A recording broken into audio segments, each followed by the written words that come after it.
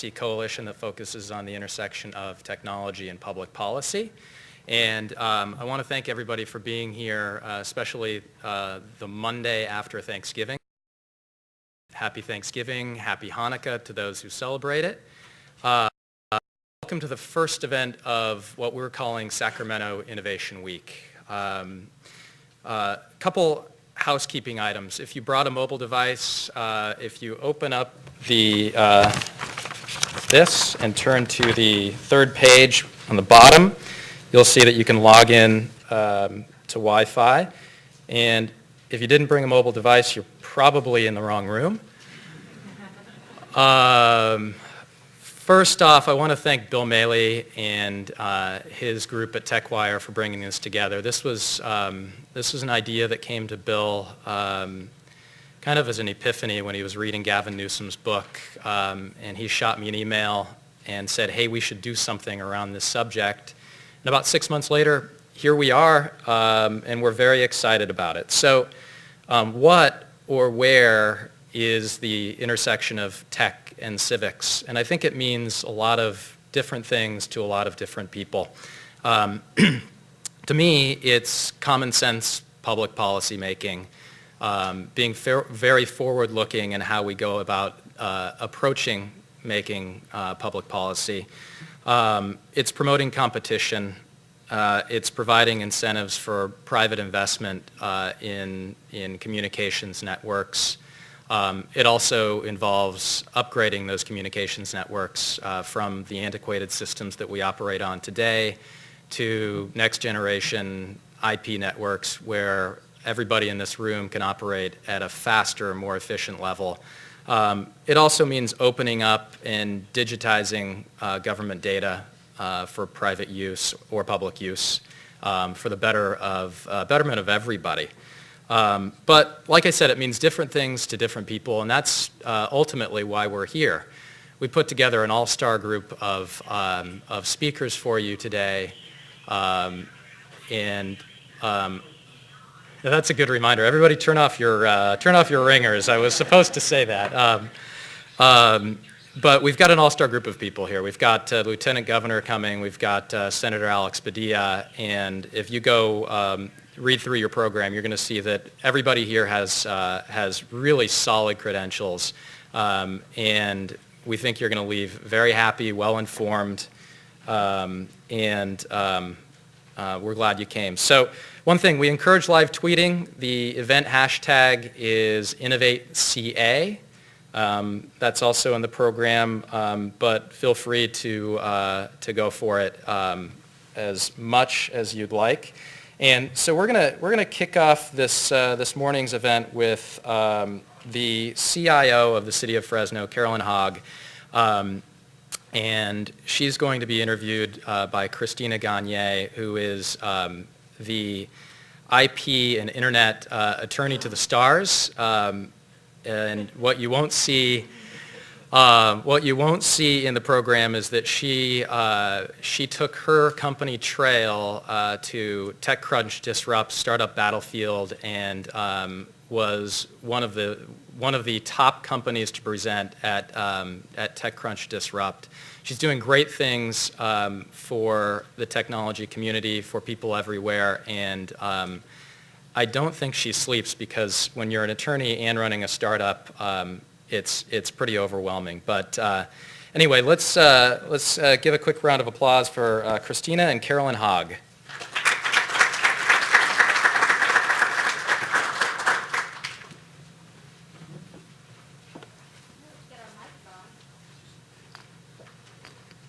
Everybody hear us? Great. All right. Am I live? Yeah. Okay. Great. Well, Carolyn, thank you for joining me today. And actually, this is a great time for you to be here at this event. I learned that you just recently, the city of Fresno, received an IBM Smarter Cities Challenge grant to focus on neighborhood development and economic revitalization. Can you tell us a little bit about that? Well, actually, that story started back in 2011 when the city was chosen by the Obama administration to participate in a federal partnership program called Strong Cities, Strong Communities. And it was at that time we were the only city chosen. There were 6 cities in the nation chosen. We were the only ones west of the Mississippi that was chosen. And the White House recognized the great assets that we have in the San Joaquin Valley and specifically in the city of Fresno. But they also saw that we are a struggling city and we were facing some major challenges with economic development. So the opportunity was set so that we actually were able to work with federal teams and different agencies at the grassroots level to deal with our challenges. And because of that, they really identified that one of our biggest strengths in California, specifically city of Fresno, is our great agricultural asset that we have. So with that, several months later, we applied for the IBM Smarter Cities Challenge, and we got it. And one of the main reasons was because they really recognized the partnerships that we were developing at the federal level, but also with the state of California, the California Technology Agency, and how we could come together and share resources and become a smarter city. So with that focus from IBM Challenge, one of their findings was to really focus on our biggest strength, agriculture, combined with the biggest strength of California, which is technology, and develop an ag technology cluster focused in our downtown area that's underutilized. But it was a perfect way to complement our city's challenge with an underutilized downtown area, work with our ag-centric area in our backyard, and bring research and development companies to the downtown area to locate and apply that new innovation that we desperately need in smart farming to our backyard and be successful. So that was one of the findings from IBM's Smarter Cities Challenge.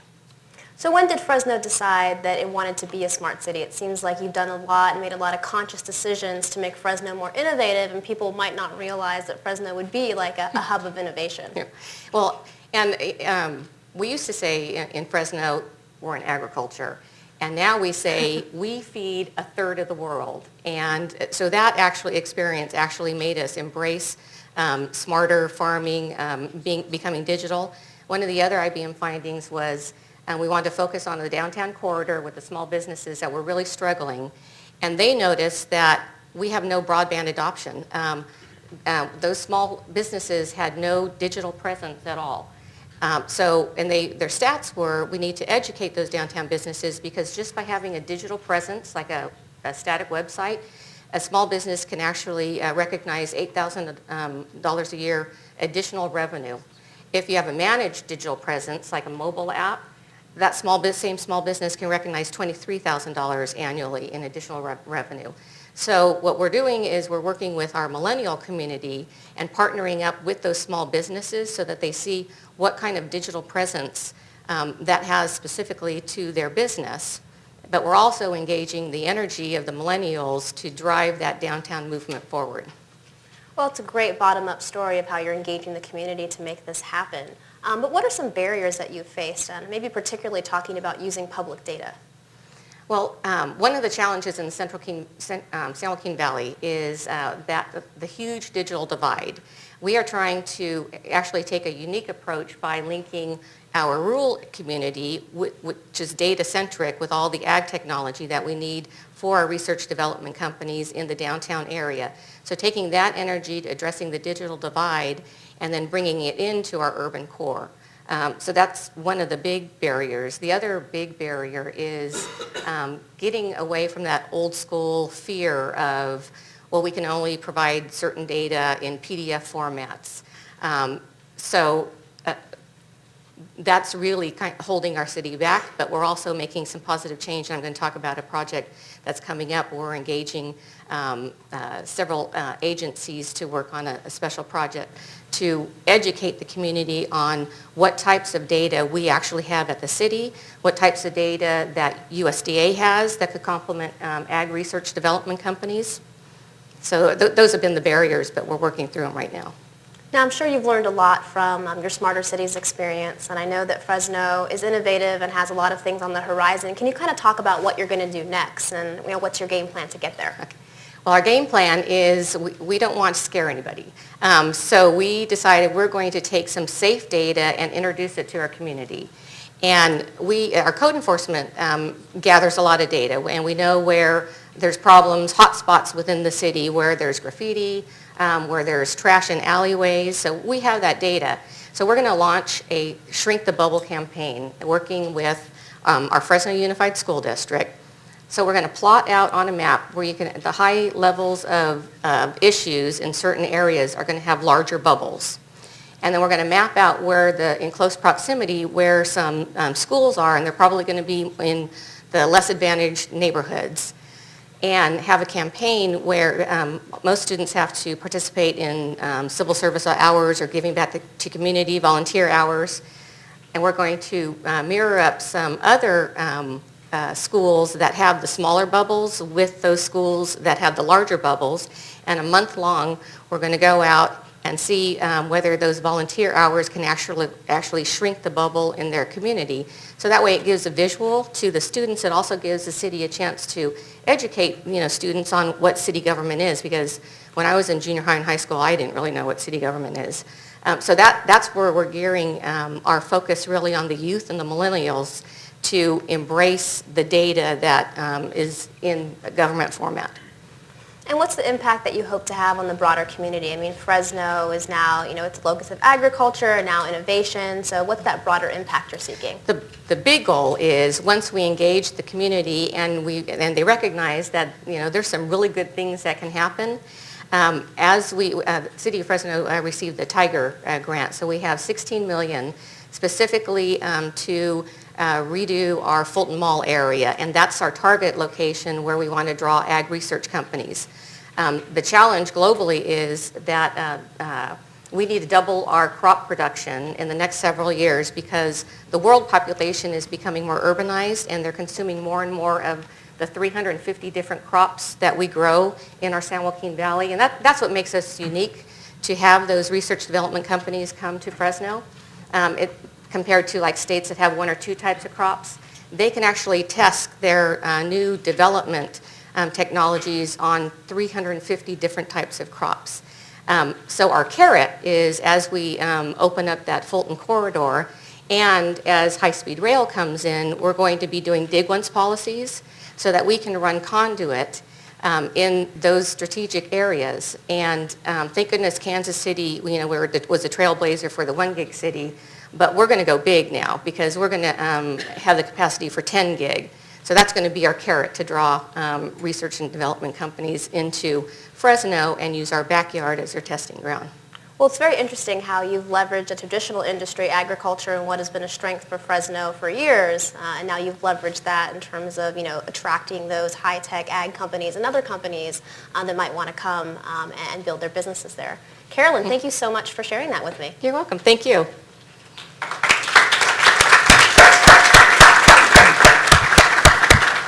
Thank you. That was great. Christina's going to stay with us, and we're going to welcome Jack Madans to the stage. Jack's going to come up. He is the Government Partnerships Manager for Code for America. And Jack's work with Code for America Government Partners ranges broadly from innovation policy and open data efforts to change management and community organizing. Code for America is doing great things. If you don't know about them, this is a great opportunity to learn more, and enjoy. Well, Jack, thank you for joining me, and it actually makes sense that you're on stage now since Carolyn just talked about civic engagement and innovation at the local level. Can you tell me a little bit about how Code for America started and how it's been bringing technology talent to local government? Yes, and so, can you guys hear me? First off, I definitely have to, do I have to turn this thing on? Yeah. All right, excellent. Is that better? Perfect.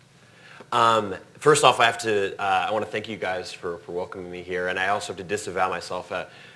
In your programs, I am the Code for America director, but there's I know far too many of you to try and take credit for that.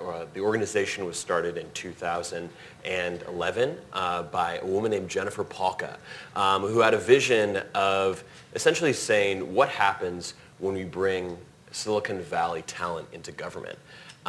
What happens with that almost chemical reaction? It started 4 years ago, and since then we've created a few different models for trying to get government back on the curve of innovation, because I don't have to tell any of you here that government is in some ways 20, 30 years behind what all of your kids are doing on Snapchat, et cetera.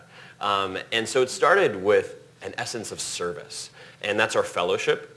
We recruit developers, designers, data scientists from the internet industry to go work in city halls and county governments across the country for a year. They build them apps, they work with their data, and really the most important thing is they listen. And they actually apply a really rigorous design process before they go on a quick iterative cycle of building a piece of technology that they'll then sustain after they leave. But after that, what we realized was our acceptance rate was only 5%. There's this really great Jeff Hammerbacher quote, he said, the best minds of our generation are getting people to click on ad space. And so we found an outpouring of support from people who were willing to take a pay cut or who wanted to work on projects that could help their cities. And that's why we created the brigade. Ash, actually sitting right here in the second row, helped create the Code for Sacramento Brigade, and I hope our brigade captain can be here later. And 40 brigades across the country meet regularly. In Sacramento and in Oakland, they meet every week, and these are technologists that want to work with their cities. And the fellows leave, brigades stay. And we've seen an amazing amount of partnership in the way they advise local governments on their technology decisions, redeploying open source civic applications. Everything we make in the fellowship and these experiments are open source. But also it's really there as a kind of auxiliary support. So that's the brigade, and that's our grassroots model. So you have a fellowship, which is a service model. You have a brigade, which is a grassroots model. And finally, also, as you guys can clearly see with the whole healthcare.gov debacle, is that it's hard for government to get the interfaces that it needs to do business. And that's often because there is a small group of vendors who have gotten very good at selling to government, but as they've gotten better and better at selling to government, they haven't really gotten good at keeping up and making great technology for government. That's why we started CFA Accelerator, where we give a little bit of seed funding to companies, but more so we help them understand the pain points within government so that they can create sustainable solutions. These are startups, and it was great to hear all about the work you're doing with data and farming. I'm not sure if any of you guys have heard of the Climate Corporation, but this is just one company just sold to Monsanto for $1 billion that is creating forensic data that is helping farmers anticipate crop changes. It is a huge industry that we're trying to get more startups involved in. Finally, there's the thing that I get most of my hands in, which is our peer network, which I guess I can invite all of you guys into now, which is essentially our network and knowledge sharing vehicle for kind of showing what we've learned in these fellowships and what we're learning at the interaction between technology and government. We engage cities. Obviously, there's different ladders of engagement here, but with the peer network, we engage cities in thinking about what are the default standards that you should use when you structure your data. How can you start working backwards through a design process to refigure out what the interactions your citizens are having with it? So it's a few things, but first it's based on service. It's belief in the grassroots. It's also a belief in the market solving things. And finally, it's a belief that we should all begin together and sharing what works. So there's two things that I see Code for America focusing on and doing successfully. One, they go to government and look for partnerships. So it's not just pushing technology, it's being a true partner. And then second, it's a kind of a grand challenge that I think all of us face in this room, which is you have to mobilize the average citizen. So can you talk a little bit about how you've been successful in working with local government to do both of those things? Yes. So one of the things that we find about local government, and I promise you the conversation will turn to our beloved state government soon, but we've started at cities, is that oftentimes local government becomes the triage center for citizens' anger. It finds people in the point of anger and kind of works with them from there, and by the time they get off the phone, they never hear from them again. Government needs to get better at the upsell. They need to get better at taking the data they have and re-engaging people, whether it's based on the 311 information they have or the time they volunteered X or Y. Most of the time we're finding, how can we make government process more human? How can we make it create dignity for people? One of the projects I'll tell you about is something we worked on in San Francisco. It basically found that CalFresh, most people on CalFresh find out that they've lost their benefits. It's something called churn. It happens to about 10,000 people a month in San Francisco. They find out they lost their benefits when they're trying to buy groceries. And so the fellows found a woman named Amelia who had taken her kids, taken the bus to the market, and is in this humiliating experience of trying to buy groceries. And they say, no, you didn't read the impenetrable 8-page letter that we sent you weeks ago to probably your former address. What they did and what it took them a year to do was to get San Francisco HSA to be the first people to text their clients. And it was a simple text. It says, you might be losing your benefits soon. To make sure, call this number. And already, we're saving people from having that interaction with government services. Similarly, when it comes to dignity, in the city of South Bend, Indiana this year, obviously blight is one of the topics that we've really kind of taken on at Code for America. And we found that something really simple kind of makes the whole process a little more human. And we basically got permission to put signs out in front of properties that the city was considering tearing down. And we asked people to call in with their feedback. And the website basically allows people to leave a message that the rest of their neighbors and the rest of the community can hear that registers what they think should be done with the property. It's fantastic. I wish I could play some of you guys these things because it's not for the first time, it's not something that no one who would leave a message about the Amazon product they're reviewing. But it captures the intention that they have of making their communities better. And so it's to treat them with dignity is actually to get a lot more out of it. So a great question would be, are you guys going to focus on state government or kind of what your point of view is about partnering with state governments to do the same thing that you've been doing with local governments? Right. Well, California is a bear in more ways than one. We are actually going to be starting with a state, Rhode Island. Don't tell them, it's because they look like a big city. But there is a remarkable amount of enthusiasm. I've been up to Sacramento. I've never been to Sacramento before. I've been here 3 times in the past 2 months to talk about a lot of the really amazing stuff that's not only happening with Code for Sacramento, but also the state is waking up when it comes to open data. We see a lot of really great starts with HHS is starting their own open data portal at the state level. I'm personally working with GoBiz in the coming months to figure out how we can create a data standard for land use and zoning. There's a lot of really interesting things happen. So we are staying at the local level predominantly for now. But we definitely want to stay friends. So we've talked before about civic hacking and kind of that concept. Mm-hmm. How can that apply to state government? Mm-hmm. Well, in the same exact way that I think that we're starting to see it at local government, which is around, it's a mix of a emphasis on open data, on design, and lean processes that ask technology providers to release early, release often, and get to a place where you're really satisfying the user need for that citizen.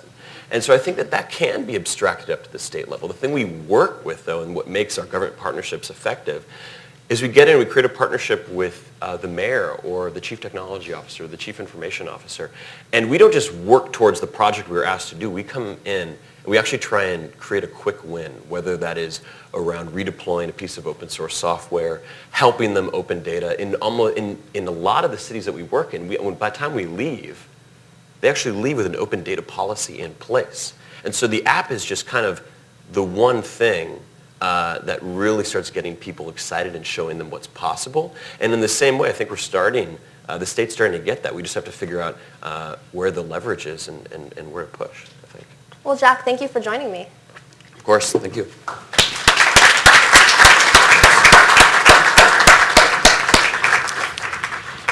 Well, that was pretty exciting. Thank you, Jack. And next up, we have another Jack. Jack Crawford is general partner with Velocity Venture Capital. He's a local venture capitalist. Everybody thinks that you have to be in Silicon Valley to do this job. That's not true. Jack is a real leader when it comes to bringing the startup community together with the business community and government. And Jack generally works in a fairly risky business, and government is pretty risk averse. And he does a great job of bringing the two together. So let's hear from Jack on the state of venture capital and what he's doing with government, and also what he's doing this week with Sacramento Innovation Week, because he has a few events of his own happening starting later today. Thanks. Once again, Jack Crawford. Thanks. So let's see. I'll tap dance a little bit while they pull up my presentation. Is this? Do you have the velocity presentation? Okay. So I'm excited. I grew up in Sacramento, and obviously government and real estate town, and I've spent my entire professional career in the technology ecosystem. So there's this sort of, high risk and for the most part, fast-moving sort of world of technology entrepreneurship. And then my view of sort of government is a little more risk-averse and a little slower moving. And now those worlds are sort of coming together, which is exciting. Because if you're working on technology entrepreneurship in Sacramento, and you talk to people outside this region, they're like, well, good for you out there, giving it the old college try, working on technology and entrepreneurship in a region outside of Silicon Valley, obviously a little bit more difficult. What I'm going to do today, well, first I just want to thank Mike and Bill for the leadership role that they're playing in what I think is an interesting opportunity for Sacramento. And that's bringing together innovation and government, and not only thinking about bringing cutting-edge solutions to government, but also thinking about diversifying the regional economy beyond government and real estate and embracing technology entrepreneurship. So I'm going to give you a little bit of a flyby as to what's happening with venture capital broadly, and then a little bit about what's happening in our backyard. Let me see if this is working. So just a quick snapshot of my background. So this is my 10th year as a venture capitalist. In 2005, I decided to bring a little piece of Silicon Valley out here to Sacramento and started investing in seed and early stage technology companies. I got some professional development training at Harvard with their venture capital program and something called the Venture Capital Institute, which teaches you about how to do due diligence, how to be a good board member, other aspects of investing in technology companies. And 2 years ago, I got accepted into a program called the Kauffman Fellows Program. And it's a leadership program for venture capitalists. They usually select about 30 to 35 people from around the world. And my particular class was more diverse by country than any class that they'd had. It was the 17th year that they'd run it. And so what they did is they actually had us travel to ecosystems around the world looking at entrepreneurship. It was really interesting to not only go to sort of Silicon Valley where we had a lot of our classes, but also go to Austin, also go to New York, also go to Shanghai and Beijing. We went around the world as a class and looked at best practices for entrepreneurship. And so that shaped my perspective on what we have here in Sacramento, the ingredients, and also I'll talk a little bit about those things. My firm is a venture capital firm that invests in early stage companies. We also play an advisory role for Silicon Valley companies. We help with due diligence and portfolio management for companies like Oracle and Samsung. And then we've been working for the last 4 years on building an innovation economy here in Sacramento, looking at ways in which we could take the major stakeholders in this ecosystem and connect them with technology entrepreneurs to help them build their companies. We've been able to rally some partners from across the country who also have enthusiasm about Sacramento. So this is a slide of people who have contributed to our events and activities. And many of them are from the Silicon Valley. Many of them are major industry associations that are now looking at Sacramento in a new way. I think in part because of our efforts, but I think also the fact that there's more startups happening here. I'll talk about some of the innovation elements that are getting our team excited about what's happening here. Most people in Sacramento aren't familiar with venture capital, and so as an asset class and an industry, it's about 0.2% of GDP. So about $20 billion a year is invested across the country from the venture capital industry into tech companies. That translates into venture-backed companies that represent about 11% of all jobs. So pretty significant leverage from a small industry with regard to job creation. Our industry thinks about industry sector, stage, and geographies. And so I thought I'd just give you a quick flyby on those three elements. So when you build a venture capital fund, you make a commitment to an industry stage, an industry sector, a stage, and typically some level of a geography. What's relevant here is in the Sacramento area and across the country, most of the companies that are being created are in the information technology area, and that's where most of the capital goes. About 65% of all venture capital flows into that industry sector. There's certainly capital that also flows into healthcare and flows into industry sectors like clean tech and ag tech. The opportunity for Sacramento is to initially look for convergence between healthcare and IT and convergence between ag tech and IT and clean tech and IT. So there might be software controlling the lighting in this room, which would be an example of information technology converging with clean tech. So if we have innovation centers being created around clean technology, around ag tech, around healthcare in our region, let's figure out a way to converge that or intersect that with where the vast majority of the capital is. And so that's a real opportunity for us as a region. Most of our companies from a technology standpoint are at the seed and early stage. So we've got to get our companies more mature. We've got to add management. We've got to give them customers. Government has an incredible role locally to play in being a beta customer or providing pilot projects for startup companies to kind of advance them from a seed stage, sort of half-baked startup company to something that has demonstrated some customer traction. That will also intersect our companies with the capital that they need to grow. So not only does that create greater innovation for government, but it also obviously increases the likelihood of us creating more high-growth companies in the greater Sacramento area. From a geography standpoint, this is a strong suit and a challenge. California gets about 53% of all venture capital invested into it.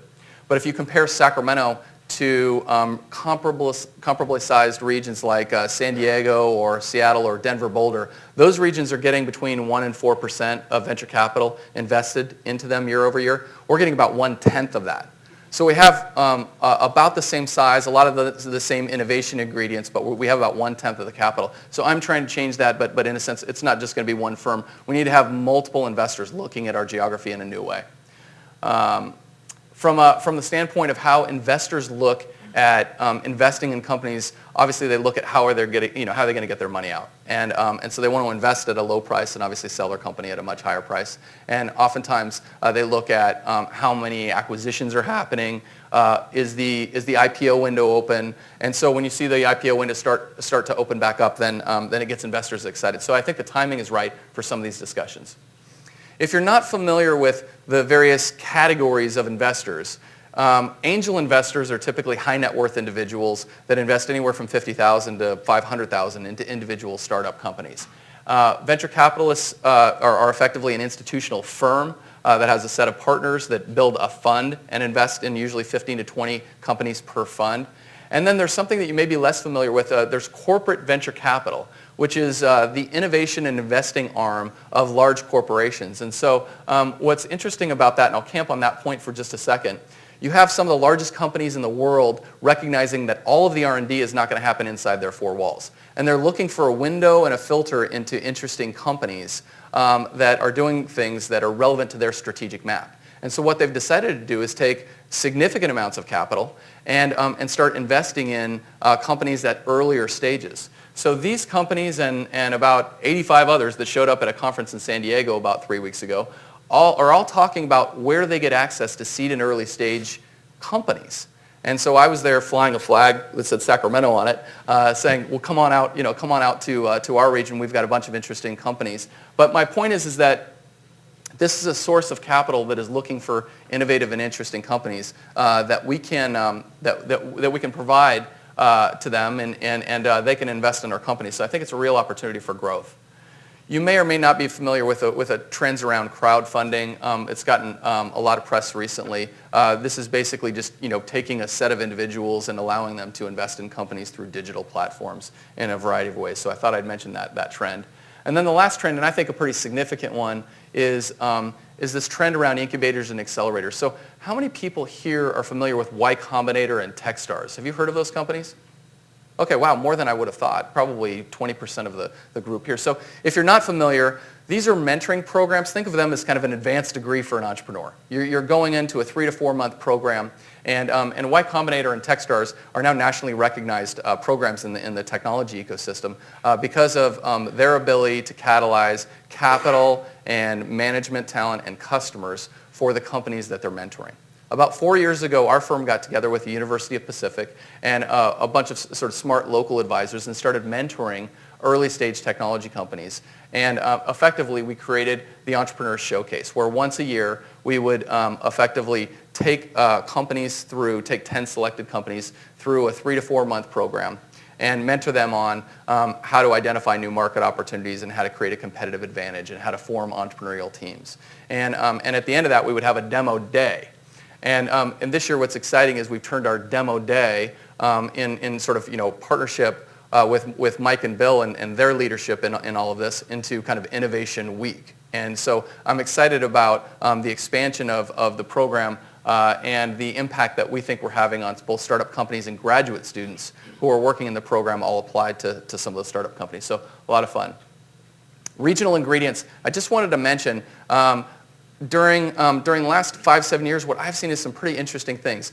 Research and development budgets at local universities, particularly UC Davis, have grown. So now in the region, we have more than $700 million of R&D going on each year. We have 250 patents filed a year. We have more than 1,500 engineers graduating. We have more than 7,000 tech employees. And we have this sort of $4 billion technology budget at the state level. If we take all those ingredients and we compare them to some of these economies around the world and across the U.S., we have kind of all the ingredients for an innovation economy. We need to mobilize our capital. We need to make sure that government understands how valuable a customer they could be for some of these innovative startups. We need to recruit more management talent. There's certainly things that we need to do, but we have all the ingredients for success. And so, so when I see those things come together, you sort of expect, well, is there any level of a track record of success? In the last 10 to 15 years, there's been more than $5 billion of exit activities. Some of these companies, it's a bit of an eye chart, but some of these companies you may have heard of. These were all built in Sacramento, Northern California, sort of the counties east of Silicon Valley. And so we've got a track record of success on the information technology side. And now we're going to start building companies, not only in that industry sector, but in ag tech and healthcare and clean tech, and intersect them with information technology and create some additional success stories. So, the outside world is now paying attention to what the National Venture Capital Association, the largest industry association for venture firms, is calling Sacramento, Northern California. And again, that's the 19 or 20 counties east of the Silicon Valley. These firms down at the bottom all have $500 million under management or more. Big, top-tier investors. They have now, all of these firms down here have made at least one investment into the region called Sacramento, Northern California. So I've got to wrap up here, but what's interesting is you've got the world not dividing us up by Sacramento versus this county, that county, or 6-county or 9-county region. You've got the world looking at our geography and calling it Sacramento, Northern California. Maybe we ought to accept that brand if that's how the capital sources are looking at us. So just to wrap up, this morning's session is particularly exciting to me because it's the kickoff of this Innovation Week. There's another session this afternoon at the lecture hall at UOP where there'll be 10 startups that are presenting and some other events that are listed throughout Tuesday and Wednesday. They're listed in our website if you want to check it out. But I just want to thank Bill and Mike again for their leadership and the collaboration on this week's events. Thanks. Thank you. Thank you. Thank you to Jack. And for those who came in late, I'm Mike Montgomery. I'm the Executive Director of CALinnovates. We're in the midst of some fireside chats here. This next one is very exciting to me because we're going to talk about one of my favorite apps called SideCar. And you know, there's a big battle that's happened within the state and within municipalities over this really truly innovative idea of rideshare. And Sunil Paul, the CEO and founder of SideCar, is one of my heroes because he has revolutionized the way that I travel and the way that I'm able to find a ride. No longer am I standing on the side of the corner just hoping a taxi's going to pick me up. Just hoping I can find a friend to drive me somewhere. He's changed everything. You know, if you're looking for the definition of a game changer, Sunil Paul is the guy. To your left of Sunil is Rachelle Chong. She's another genius, part of our ensemble of all-stars here. She is a former FCC commissioner and also a former PUC commissioner. I don't know if anybody else exists like you. There's only a few of us, I think. Yeah. And she's also a contributor to Techwire and understands pretty much everything about the regulatory environment and technology. So Rachelle Chong and Sunil Paul. Thank you. Welcome. Okay, I made Thank you for Sunil. that amazing introduction. Well, I made Sunil get on a train really early this morning to do it. So Sunil is a serial entrepreneur. He mostly works in clean energy, right? Yes, I've spent a lot of time in clean energy. I've also had several companies I've started in the IT world. So what made you decide to go with ride sharing, which I'm going to define? It means a person sharing their personal car with someone who's going the same way. Why would you go into this area when you're like an IT energy guy? Yeah. Well, it actually is related to the idea of clean energy. When I first moved to San Francisco, I was waiting for someone to pick me up. This is back in 1997. I was waiting for someone to pick me up, and I realized instead of waiting, if only I was able to figure out where other people are, where they might be going, maybe we could coordinate things. But I thought about starting a company, but I decided not to because I didn't think the technology was ready. I didn't think the consumer demand was there. And very importantly, I didn't think the political will was there to take on the entrenched interests. And by entrenched interests, you mean the cab drivers, the charter party carrier? Yeah, primarily taxi companies and also Yeah. limo companies and their supporters. Right. This is before the iPhone. This is before the iPhone. Right. And then more recently, I teamed up with a very talented technologist, Jahan, and we were exploring different ideas in the consumer space. And on New Year's Eve, he had a tough time getting a ride home and ended up paying a pizza delivery guy $20 to drive him home. And that's when he's like, hey, wait a minute. There are all these cars driving around. And that kind of intersected with these ideas that I'd had for a long time. And that's how we started SideCar. Wow. But when you started SideCar, there was a lot of opposition. Let's see, I was near City Hall in San Francisco, and there were cabs circling around honking to protest. Your gypsy cabs is what they were calling them. The Cal PUC, they fined you, issued a cease and desist, and then they relented. What happened then? Yeah. Well, I want to get to that, but I realized the connection with clean energy. Yeah, is that connection with clean energy. The mission and the idea behind this company is that we think we are at the cusp of a big revolution in transportation. That literally we can start replacing cars, personal cars, with just a smartphone. It's already happening. I mean, I run into people all the time in San Francisco who say, you know what, not only has this made my life more convenient, but now I don't need to own a car anymore. Between SideCar and Zipcar and transit, I've got all the mobility I need. And we're going to continue to push that harder and harder. And we think that 10 years from now, you will not need a car in every urban area of California. You know, that's a big statement, but I'm thinking about the young people, the millennials. They have given up landline phones, for example, to carry mobile phones. So you're saying they may give up a car or never have a car because they won't need one. Yeah, they're being asked not to text and drive. They'd rather just text. Yeah, they do only want to text. I have 15-year-olds. But you asked about the whole regulatory thing. Yeah. That was a big challenge. Yeah, it was a huge challenge. Back in the late 90s, I decided not to pursue it because of that challenge. Mm-hmm. And it was not 100% clear that we were going to be able to get some sort of new set of regulations. But I think what helped a lot is simply that this is a product and a service that people just love. And they stood up. I mean, we engaged things like change.org and had a big petition writing campaign to the PUC as well as to elected officials. And like that outpouring of interest, which apparently is the biggest, including net metering and concerns about radiation and all that, Right. I think won the day in the end. So what did you get from the PUC? We got a new set of regulations. Mm-hmm. And what this set of regulations basically says is that you can use your own vehicle, you can give rides, you can make money at it, And the conditions are that you need to have insurance, which we already provide. You need to have training, which we provide. I mean, there's some simple, straightforward regulations that are put forward. I think very, very productively put in a way that, I think reflects a good example of government regulation where it's the minimal amount necessary for now and doesn't try to overly prescribe the business methods and all of that. Okay, so let me get it straight. So California is the first state that allowed these ride-sharing opportunities to exist legally in the nation. And so do you see now that other states are going to follow in the... Yeah, I mean, to be clear, we don't think that it's illegal elsewhere. I mean, a better statement is that they have never been properly defined, and they fall in between the existing definitions.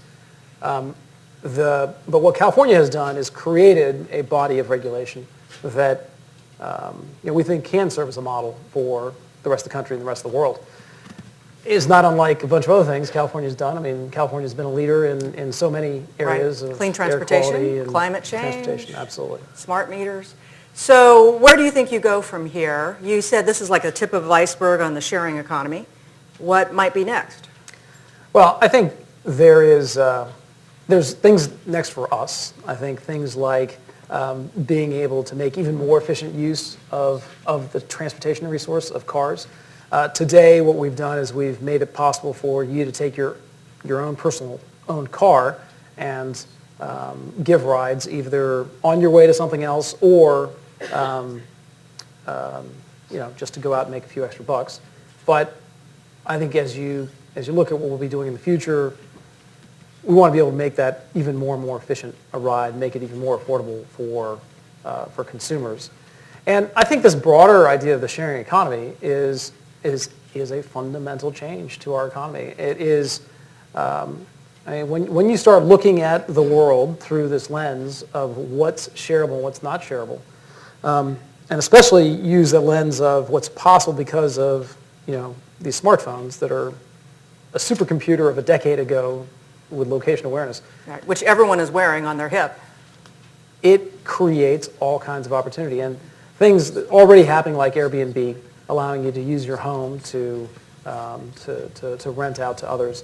But also other examples of people being able to cook for others, or something maybe is not as about resource efficiency, but there's a company that allows you to be a tour guide. There are companies that allow you to do, related to SideCar, allow you to do deliveries, either not even requiring a car, even with a bicycle. I need that for my Christmas presents. Yeah. I'll buy them if someone will deliver them to my house and wrap them. TaskRabbit, right? That's sort of TaskRabbit, a sharing economy thing. Postmates, Right. Zipments, there's a bunch of Wow. them. Yeah. I love Zipcar too. Yeah, and Zipcar I think is a big pioneer in all this. Oh yeah. They were how many years ago do you think? About 12 years ago they started. Wow.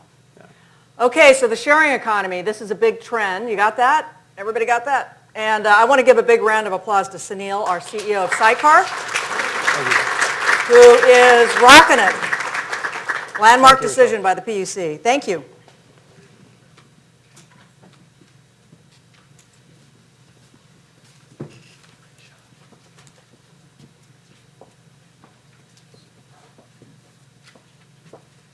Okay, next up we have Ben Berkowitz, who is the CEO of ClickFix, a communications platform for citizens to report non-emergency issues and governments to track, manage, and reply, ultimately making communities better through transparency, collaboration, and cooperation. Ben was named Huffington Post 2010 Tech Game Changer. That's no small feat, I don't think. And Marci Harris is the CEO of PopVox, a platform that bridges the gap between the input the public wants to provide and the information members of Congress want and need to receive. Marci left the Hill in February of 2010 to build PopVox, and we're glad they're here. They're going to be interviewed by Christina Gagnier.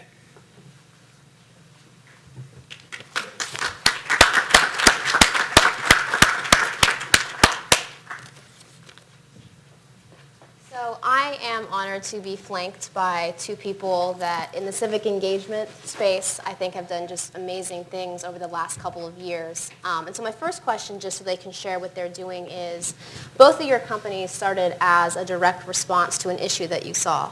You at the local level and then you at kind of the national level. So can you talk about what your company focuses on and what got you there? Start with Marci. Sure. So thank you so much for inviting us. I was a congressional staffer for about 3 years, right at the time that technology was making it so much easier for massive quantities of information to be directed at Congress, and really relatively few tools there to help Congress listen. And so I sat there with a list for many years of all the things I thought someone should do to fix this, and finally realized I needed to go work on it myself. So that's really the origin of PopBox. And what does PopBox do? So we start with all of the bills as they're introduced in Congress. They get their own page on PopBox, and then organizations and individuals can come and weigh in to support or oppose. We verify that they are actually constituents, deliver all the messages to Congress electronically via API, sometimes paper delivery, however the office wants to receive it, and then aggregate all of that information publicly by bill, by congressional district, maps, charts, et cetera, so that it's publicly available and also available in a usable format with the data. So Ben, what's your story? How did you get to CALinovates? CALinovates started in my backyard, literally. I was trying to communicate with City Hall about a piece of graffiti on a neighbor's building, and I realized that the process for communicating with government and with my neighbors about neighborhood problems could have been better. And so we put together a software platform that allows citizens anywhere in the world to take out their smartphone, take a photo of the issue, generate a service request, and then send that data off to government. And on the back end, we've created a number of tools that help governments manage that data, analyze that data, and communicate with that data internally and back out to their citizens. So a core part of what both of you do is mobilizing the average citizen, and I think that is a grand challenge that anyone faces working in government or working in the private sector when you're trying to get citizens engaged. So how have you been able to successfully do that? We'll start with Ben. Sure. I joke around that the pothole is the gateway drug to civic engagement. And I think Jack Madans touched on it a little earlier. You know, you have this kind of friction, this tension between citizens and government. Tim O'Reilly describes it as this kind of vending machine mentality that you put your taxes in and you shake it and expect something to come out. We really have set about to change that by moving from a situation where citizens feel like they're just calling a phone number and complaining, or feeling so disenfranchised that they don't even bother to call the phone number and they're just complaining to their neighbors, to a situation where they're actually creating constructive data with photos about the public space and helping with the actual resolution of these things that maybe previously would have made citizens feel like government wasn't really working. Because the feedback loop comes so quickly from governments, there's 250,000 issues reported on CALinovates, and over 70% of them are fixed. You can imagine that is pretty uplifting for the average individual. And even we've experienced really, even for folks who would have thought of themselves on the inside, you know, city councilors to friends of city councilors to friends of the mayor who previously felt like the channels for resolution were not working as well as they could be. Because it's open, because it's social, that feedback loop spreads and neighbors talk to each other, and we bring them in at this very kind of low benchmark to getting engaged. Now, on your end, Marci, you're taking congressional bills. I mean, this is really complex information, and you're getting people engaged with it. How have you done that? Well, we still get the question of, can't you put this in English? So that's a difficult piece, but to Ben's point, very, very similarly, PopBox started with an activity that people were already performing. So Congress was already receiving 500 million plus messages each year. The idea behind PopBox was just to make that more transparent, to make it more effective because of the transparency, and also to try to start to decrease some of those barriers to entry that include the cost of running a big campaign for small civic organizations, but also, as you mentioned, the kind of intimidation factor of going to engage with these bills that people feel. So we try to aggregate bills by topic. We try to send people updates based on activity that they've taken in the past. and really to lower that barrier when we designed PopVox, we said we wanted it to feel like the opposite of big steps and columns that intimidate you when you engage with government, offline. And so the idea is to make it very simple, very, very user-friendly, and to help people engage.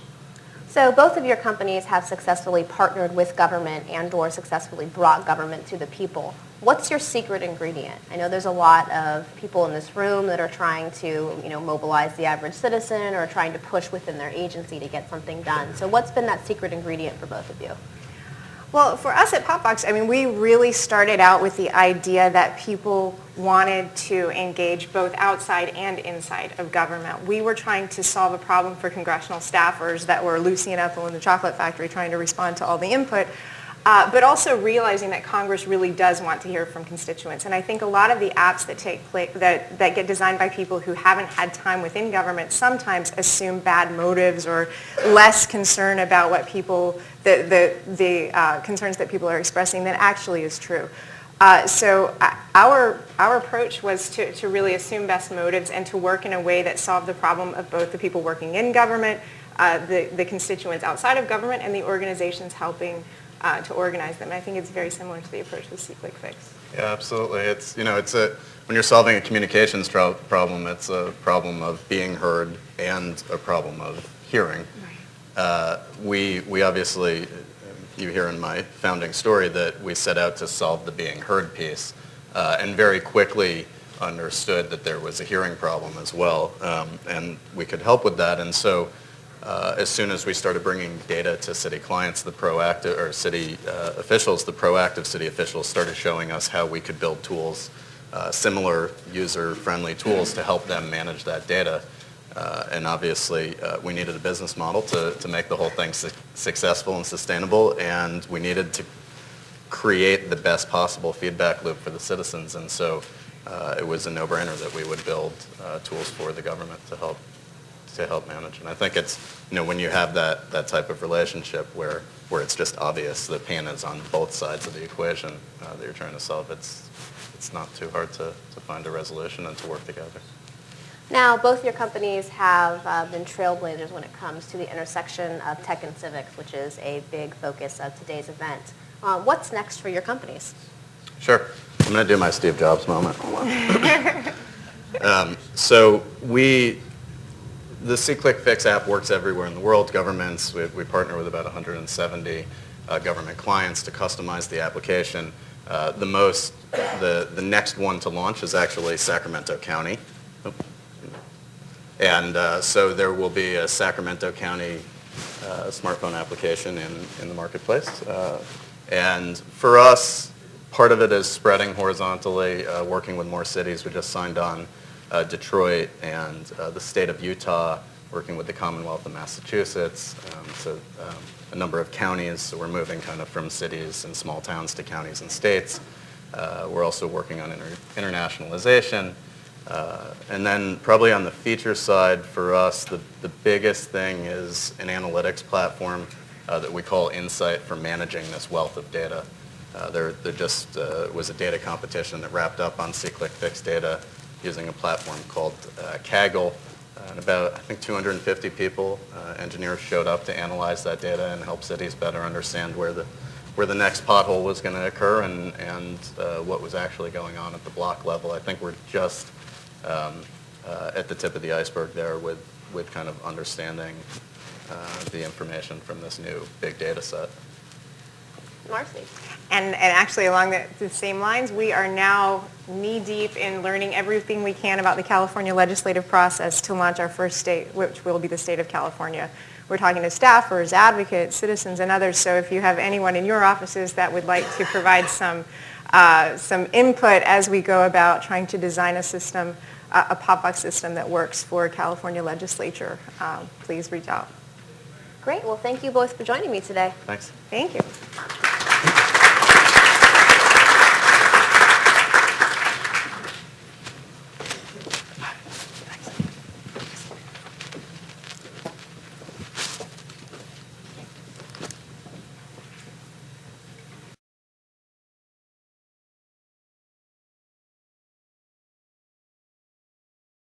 up, do some quick intros. The next fireside chat is with two San Francisco-based people. Yo-Yo Shida is the CEO and founder of a company called Appalicious. Not only does he have one of the coolest names I think I've ever heard, it's fun to say, Yo-Yo Shida.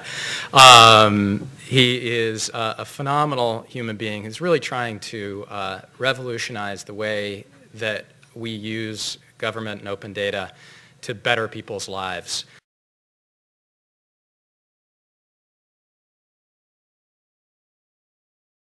Neighborhood Score.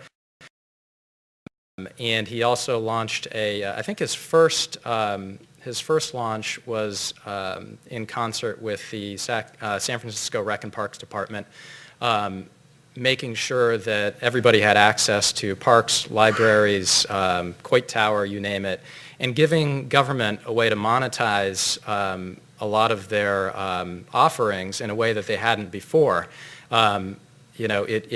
His app took away the coin box where people could drop a quarter in to go see something the city was offering, and instead allowed people to pay for it with a click of a button, to reserve a campsite, to reserve a foursome at a golf course. And he's since taken this through many different iterations, which we'll hear about in a little bit. But he's really a voice of reason when it comes to opening up and digitizing government data. And the way that this information can be used is way beyond anything that I think I understand, it's impossible to see into the future about the way it can be used. But it's ultimately being used for good. And Yo is a leading voice behind that movement. I believe we're waiting on Jay Nath. Is that correct? Okay. So if and when Jay beats traffic, he is the Chief Innovation Officer of the City of San Francisco. He's going to slide right onto stage with Yo and Rachelle Chong. And we're going to welcome Yo-Yo Shida and Rachelle Chong to the stage.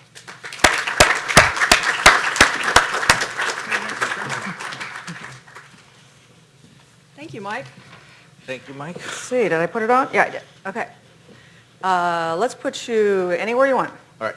Great. Okay, so Jay is dashing through traffic, so we're just going to go ahead and start, and if he joins us, great. If not, we'll try to catch him later. Yo, you do have an awesome name. Oh, thank you. And you're frankly a rock star among the group of government IT folks. As I was reading about you. I'm blushing. Well, you should blush. You're also perspiring from the dash Yes. over here. I made it on time. You're just amazing. So let's start with what has made you decide to do critical work in public sector? I mean, you've got lots of opportunities. You could go anywhere. Why do you do it? What has motivated you towards the public sector? Number one, I like banging my head against the wall every day. That would be government, yes. And number two, really the inspiration came from my family. I mean, my mother has been a civic worker for many years. She's a fellow for the Department of State and for Georgetown University, and spends time working in developing nations on English. And my father, after his illustrious career as a professional, retired and started working on some of the world's solar problems, so trying to create more efficiency. So literally the inspiration came from my own family trying to do civic good. My father was lucky. He was a very smart engineer, made quite a bit of money when he was younger, but really they've devoted their lives to trying to create a betterment for mankind in some capacity and whatever skills they had. So our theme today is innovation in government IT. What does innovation mean to you in that context? Well, in the past, innovation in IT was, if you look historically, Silicon Valley was created out of government supporting innovation in obviously weapons and space travel and all of those types of things, satellites, communication. So I mean, they in the past it's come hand in hand, right? There was always that tradition, and then there was this kind of gap in the last, not in the last 2 years, but prior to that, where it was kind of almost. They were separated completely. You really didn't see a lot of innovation coming from government at that point. And until more recently in the newer administration, you're starting to see that come back again. So going back to Reagan, obviously, he opened up the first data set, which was GPS, created a $350 billion industry worldwide. Obama came in and said, hey, that's not a bad idea. Let's follow that type of model and open up data, start creating, letting companies start creating innovation off of those data sets. So innovation now to IT and government gives opportunity not only for government to create really useful tools for the public, but also gives the private sector the ability to create jobs, money, efficiency, and also create useful tools out of that technology. So this open data, wow, is it big right now? What kind of economy would you think it's going to be created because of the open data movement? So there was a recent study I just read last week from one of the big, think tank firms, and they're talking about, several $1 trillion over the world globally. Trillion in the next 10 to 20 years, which I completely see as, feasible. You're talking about just one open data set, which was GPS, creating $350 billion industry,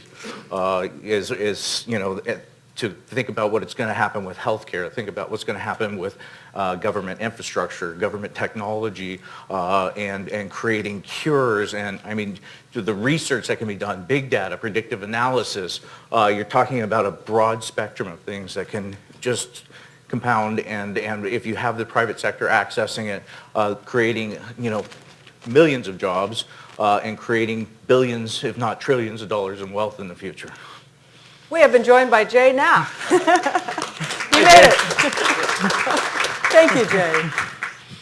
Jay is the Chief Innovation Officer of the City of San Francisco. And Jay, Yo and I were just talking about the importance of innovation in government IT. And you're a rock star over in San Francisco. Throw out to the audience one of your initiatives that you have started and hatched over in San Francisco and why it's important for users.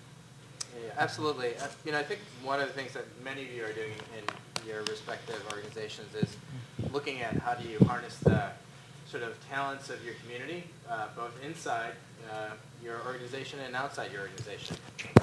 Mike. Here, if you switch it on, that would help. Yeah. So one of the things that we've been trying to do around that is sharing of data. And so we launched that in 2009, one of the first cities to do so, and we've been continuing to invest in that. It's been providing dividends over the years. And just recently we passed legislation with our council folks called Supervisors in San Francisco. And it's been a huge, huge transformation organizationally. Initially, we saw a lot of pushback. There was just a lot of people who didn't understand what it was, and I think, on the surface, they supported transparency, but in reality, they felt it was their data, and they had no obligation to share it with the public.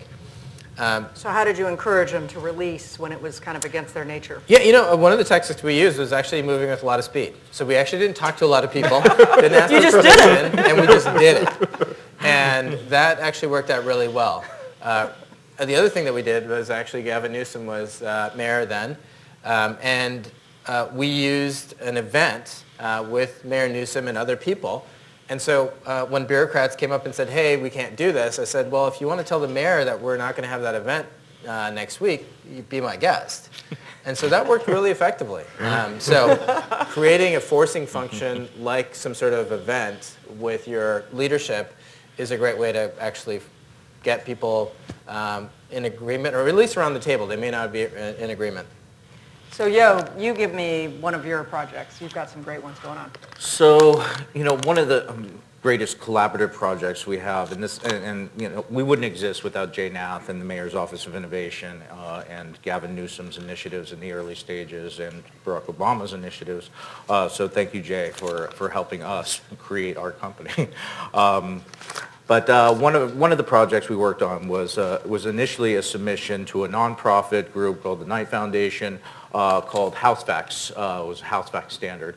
And the HouseFacts standard was private sector and the public sector wanting to come together and create something useful and then give the ability for the public or private sector to be able to create useful tools for the public out of it. From that, Jay Nath and the Mayor's Office of Innovation and Code for America pushed forward and really hammered away with Cindy Comerford of the Department of Public Health. And this encompassed about 6 different agencies. You're talking about fire department, police department, building inspectors, you know, the environmental section of the Department of Public Health. And they all came together and created the first HouseFacts standard, to much praise by the private sector, because now not only have you engaged 6 different public agencies that are all now kind of working together in this space. But now there's the nonprofit sector, like Code for America, which is creating useful tools for the public. And then my company we were able to finish off our neighborhood score. So Neighborhood Score was a partnership with Department of Public Health in San Francisco, but we created what Walk Score should have been, the first real comprehensive health score for a neighborhood, taking into account everything from air quality, cancer risk, pedestrian traffic. I mean, just about anything you can think of that would quantitate a healthy neighborhood is built into our score. And on surface, you know, it's a fantastic public tool for people to be able to kind of engage the community, be an advocate for whatever is missing in their lives. But at second look, you know, we didn't realize this because this was not a profit thing for us. We were trying to really do something useful. But, you know, in the last few weeks, we have been getting calls from insurance companies that now want to do a corporate licensing deals with us because they find it as a valuable tool to be able to evaluate. So there's now, you're getting a third marketplace out of just creating one HouseFacts standard. And we don't even know how many other lakes. We're talking to Brazil that's using it to possibly allocate resources to neighborhoods and actually have metrics to be able to measure where their dollars are going. So the extension just from opening up one simple data set is getting legs internationally and creating wealth and jobs in different sectors that, you know, we didn't even see, you know, 3 years ago or 2 years ago when we started playing around with this. Unbelievable. Okay, so innovation. What are the problems that you face when you're trying to innovate with rather staid muni agencies? They kind of have their own little fiefdoms, right? I mean, let's be honest. And people don't really like change because, you know, change doesn't usually get you a promotion, usually. So how do you do it? I mean, Yeah, you said you just moved fast and kind of ran them over with the mayor. Are there other ways? That's a good way to frame it. You know, I think you definitely need leadership. And so we've had great leadership supporting change. And you're absolutely right. There, you know, I think the rank and file, there is no real incentive in government to actually go outside of your box and do something differently. And so we have to tap into that sort of intrinsic motivations that we have to do better, to do things differently. And not everyone's going to want to participate. So I think you have to identify early adopters, people who are willing to actually push the envelope. And, you know, once you can recruit them and identify these change makers, I think the next question is, you know, what are the problems that you need to solve? So I think in every organization you have a certain percentage of people, a small minority, who are willing to make change happen. And you have those typical constraints. We have fiscal constraints, we've got resource constraints, we've got legal constraints. But I think through it all, if you have a vision, you have the leadership, and you've got the folks on the ground who are change makers, you can make that change happen. So does the leadership have to be the mayor or the supervisor, or can it be just a CIO or someone Absolutely. like that? It doesn't necessarily have to be the mayor. I think, you know, I was fortunate to work under Chris Vian, who was the CIO of San Francisco when I was there. And he's moved on to the White House and now to World Bank as their CIO. And he had that vision, and he was willing to take risks. He understood that, you know, we are part of a heritage in San Francisco where we have a responsibility to live up to people's expectations. So Absolutely. I think you can have CIOs and even your supervisor. If they're willing Right. to actually support the work you're doing and saying, hey, let's question the status quo, that can be really empowering.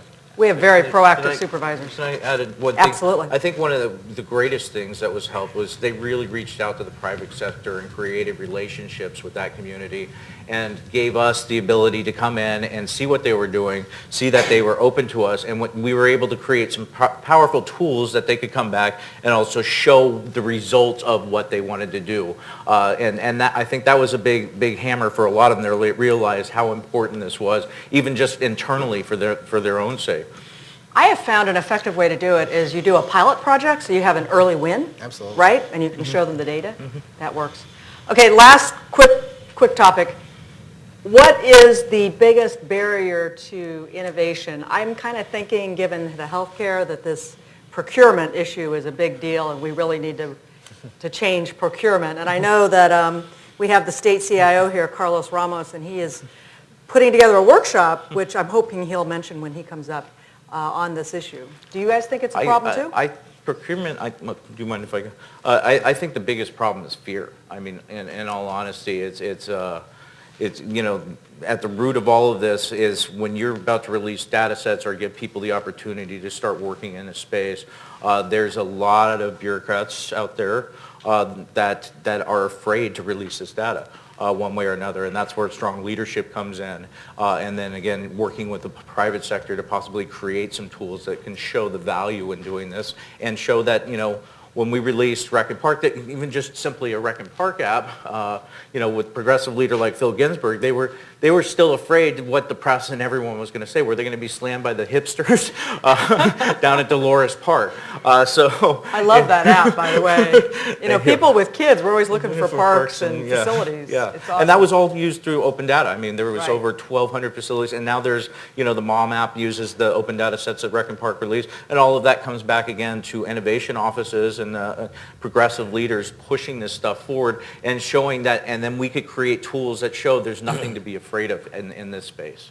You know, one thing that we're doing around, and I think procurement reform or tackling procurement is one of the top priorities for CIOs and for, I think, government agencies broadly. And so I'm really excited to hear that the state of California is looking at that. One of the things that we've been doing that's really groundbreaking is something called entrepreneurship in residence. And the idea behind that is that we have so much talent in our entrepreneurial community. Obviously, San Francisco is blessed with that. But I think in Sacramento and many of our large cities, we have that talent. And so how do we harness that to solve the challenges and problems that we have? And so what we're doing is we're sharing those pain points that we have. We're invited startups to spend 16 weeks with our directors from different agencies, with CIOs, to better understand their problems so they can shape their existing products and services around those problems. And we had nearly 200 startups apply for this program. Wow, We're offering 200. nothing from big companies like Box to early stage startups, mostly in the Bay Area, but also New York City, London, and internationally as well. And these are people who are willing to spend time in government to really understand our problems. So if you think about it, you know, we have this great asset, data, that we've kind of are mining and unlocking. I think the next evolution, at least what we're seeing, is that our problems that we actually face, those pain points, can become commercial opportunities for entrepreneurs. And of course, there's, you know, the bigger players that know how to navigate through the procurement process. But we're saying, hey, before we even buy, let's actually have these startups build these really interesting tools for these problems that we face. And I think broadly, we need more competition. We need an ecosystem where we have smart people, entrepreneurs, you know, tackling the problems that we face. And I think that's going to broadly change innovation and what that innovation looks like from a P3 model. And you heard it here first. Thank you, Yo, and thank you, Jay. Great job. Thanks for moderating.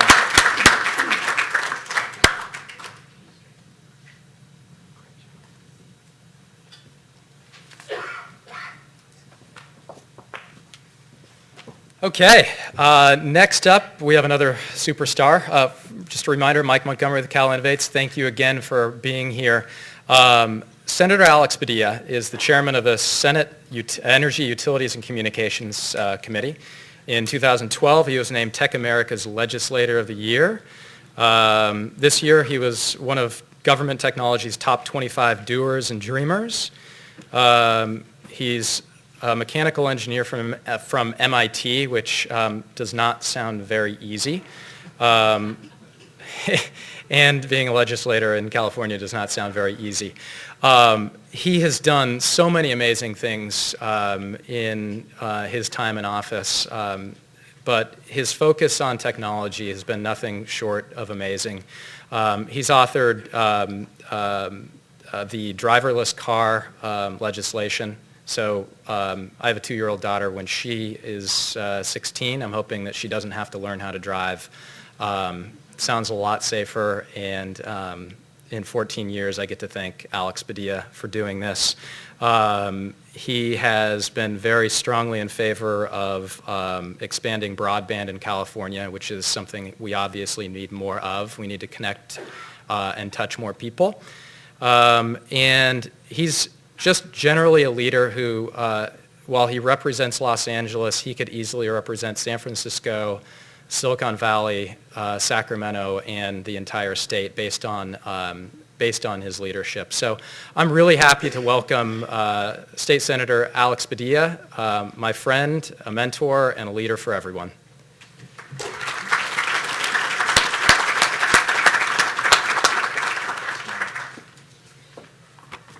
Thank you, Mike. Good morning, everybody. You sound like my family about an hour after dinner this last Thursday. That Thanksgiving turkey just kind of set in. Good morning, everybody. Good morning. All right, just want to make sure you're still awake. I know I'm in between a great panel and some other dynamic speakers, and on your schedule for today is now a state senator, probably the most boring of the presentations, right? Because this group, I think it's a good mix of folks that are in the R&D innovation app sector, and a good number that are on the government side of, okay, well, what does this all mean? What do we do with it? Or what does it mean for us? And I think a couple of VCs folks sprinkled in. And so it's an exciting opportunity for me to come just share my perspective, because I think it's an important one. And wanted to start off by just thanking Mike and CALinnovates for putting this session together, because we need more conversations and exchanges like this. And of all places, California, right? We pride ourselves in R&D and innovation and all the good that comes with it for the greater public. But we don't always take advantage of it from a state policy standpoint, from a state government standpoint, in terms of what it can mean for the economy, what it can mean for people. And I think this is an interesting role that CALinnovates has carved out for itself. In many ways, as a bridge, right? That's how you kind of describe the role that you play. But I think even more importantly than being a bridge, it's something I try to be in the legislature, you serve as a translator. Because if you look to your left, if you look to your right, you'll know that sometimes the language we speak, the folks in the private sector, the folks pushing the technology envelope of what all these new innovations can mean for society, sometimes speak in a little bit different language than those in government, particularly those deeply embedded in departments and agencies at the state and at the local level. And so sometimes we've got to serve as a translator for what it is that we're talking about, what it is that we're working on, what it is that may be possible. And I wanted to start out by, first of all, pointing out a dynamic of why that translation is so important, and then talk about a couple of examples that I think will shed light on what we all need to keep in mind to do our respective jobs even better. First and foremost, raise your hand if you're on the private sector side, the innovation, the R&D, we're going to reinvent the world side. Okay, put your hands down. Now raise your hand if you're on the government side. Okay, pretty good balance. So for the first group that raised their hand, most of you are familiar with Moore's Law, right? All right, Moore's Law. The doubling of computer processing speed every year and a half that has held true for decades now. And why is that important? Because when computer processing speeds are quickly improving, coupled with the infrastructure, Mike talked about the broadband deployment work that I've done. That has really laid out the infrastructure for this digital economy that we're all living in and thriving in. Do you all know how quickly the legislative process has sped up in the same amount of time? in the last 10, 20 years, the time that is now reduced for a bill to become a law? That's a joke, by the way. Those of you on the government side, you don't have to hang your head low. I'm the one in the legislature, remember. So clearly there's a contrast here. On the technology side, on the innovation side, on the economic side, the turnaround time for ROI is getting faster and faster and faster. And whether it's the state of California, the legislature, the United States Congress, or any legislative or regulatory process in between, our schedules really haven't changed that much. And so therein lies a rub, right? A rub for some, an opportunity for others. And so let me just toss out a third way, as President Clinton used to talk so much about, a third way where the policy world and the technology world can maybe meet in between. When somebody invents something new or develops a new tool or app or what have you, there's usually this big fear, usually from your investors, that government's going to come in and want to regulate, going to come in and want to constrain how quickly something can be scaled up, how quickly something can be brought to market, how widely it can be deployed. And that's just bad for business. On the other hand, if government waits too long to embrace or put in place the proper protections, and we'll get into a couple of examples in a few minutes, then there's a concern that for all the good that's intended, there could be some bad that comes as a result. There's usually a happy medium to be struck, not always easily, but to be struck. And one way of taking a first step, I think, could be just having policy conversations and hearings that I have found very helpful over the years. Now, I'm talking sort of theoretically right now and generically about technology and government and comparing and contrasting how we work or our very natures. Two examples to just mention today to kind of bring the point home. As of yesterday, I was watching, the Meet the Presses and all the Sunday morning talk shows where the news from the White House, the healthcare website is back up and running and, being very efficient for most people. The vast majority is the words that they used that were interfacing with it. So the whole story about the Affordable Care Act and the website is probably a classic example of, hey, in the private sector, what happens on a daily basis with, you pick the site, customer, Amazon. That's another story that was brought up today, right? Amazon on the verge of delivering their products via drones. Get back to that in a second. But the healthcare website and that whole experience, classic example, federal government, pace, speed, capability versus private sector, pace, speed, capability. So what did the White House do to try to get their website up and running for not everybody, but the vast majority? They brought in private sector help. And we're moving at a private sector pace. That was part of their update memo yesterday. Classic example of, are we working independently of each other, in conflict with each other, or is there an opportunity to work in concert with one another? I do want to thank the folks at Amazon for timing their announcement this morning to coincide with my speech to you today, because one of the bills that I had stuck in the legislature this last year was a bill to begin to put some protections and regulations around the use of unmanned aerial vehicles in the state of California. So let me just sort of transition into a couple of the examples of issues that I've worked on in recent years that point out the upside and the challenges that remain when it comes to technology and innovation and public policy. So I, like many of you, we read The Wired, we read Technology Review, we read a lot more sources of information than just the Sacramento Bee and the Los Angeles Times and the Washington Post. What's going on in society? What should we keep in mind as legislators? When President Obama signed into law the FAA Modernization Act, the last reauthorization in October of last year, it called for the integration of drones in U.S. airspace by 2015. Whoa. That's not just like, okay, let's renew their budgets. The integration of drones in U.S. airspace in a couple of years, what does that mean? I thought drones were just Afghanistan and the war on terror. What do you mean domestic use of drones? Well, the reality is drones have been used in a number of fields for years already, be it agriculture, be it public safety, be it academia, and elsewhere, but the projections are upwards of 10,000 drones could be in U.S. airspace. This is before the Amazon announcement, by the way, by the end of the decade. To put that figure into context, at any given time, there's 5,000 airplanes in U.S. airspace. So twice as many drones as airplanes today.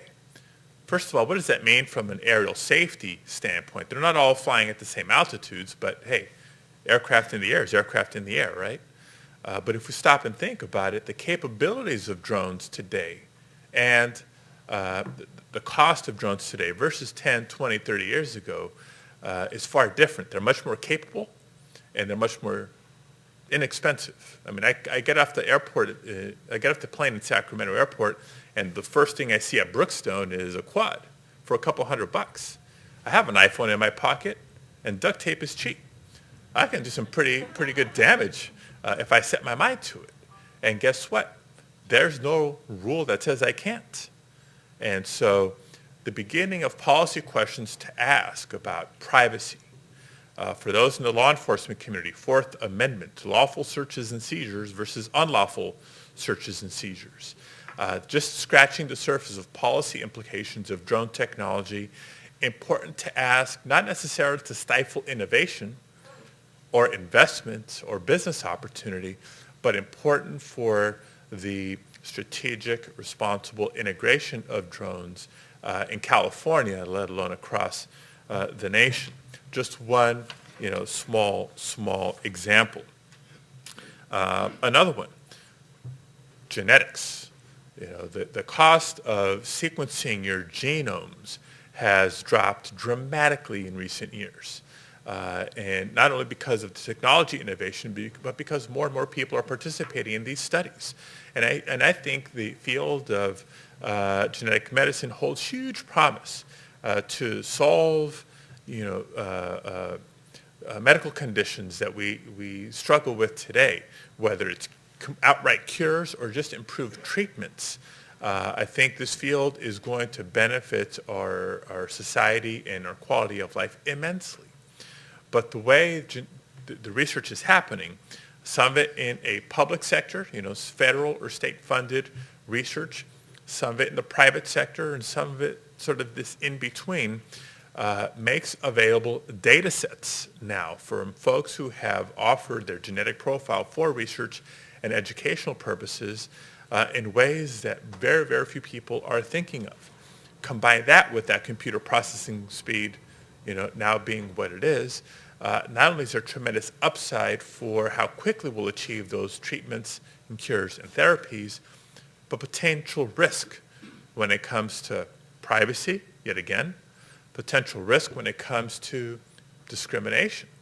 Knowing that you're predisposed to certain conditions can be very helpful when that conversation is between you and your doctor, but what if that's a conversation that translates itself between you and your health provider, or your health insurer, I should say, or even more so, your life insurer? Very different context for that conversation. So again, speed of technology and innovation, speed of just questions being asked in the public policy arena. Let me give you a couple of maybe better examples that ought to be encouraging for you. Number one, again, Mike mentioned it in our introduction, the autonomous vehicle legislation that I sponsored a couple of years ago.